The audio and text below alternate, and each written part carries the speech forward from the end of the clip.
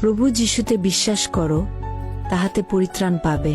ক্রুশবিদ্ধ অপরাধীদের একজন তাকে উপহাস করে বলল, তুমি না সেই খ্রিস্ট? তাহলে আমাদেরকে ও নিজেকে বাঁচাও দেখি। কিন্তু অন্যজন তাকে ধমক দিয়ে বলল, তুমি কি ঈশ্বরকেও ভয় করো না? তুমি তো একই রকম শাস্তি পাচ্ছ। আমরা যে শাস্তি পাচ্ছি তা ন্যায়, কারণ আমরা যা করেছি তার যোগ্য শাস্তি পাচ্ছি, কিন্তু ইনি তো কোনো অন্যায় করেননি। এরপর সে বলল, যিশু, আপনি যখন একদিন রাজত্ব করতে আসবেন, তখন আমার কথা মনে রাখবেন। যিশু তাকে বললেন, আমি তোমায় সত্যি বলছি, আজই তুমি আমার সঙ্গে স্বর্গলোকে যাবে। প্রভু যিশুতে বিশ্বাস করো, তাহাতে পরিত্রাণ পাবে। সমগ্র অন্তঃকরণ দিয়ে যিশুতে বিশ্বাস স্থাপন করুন।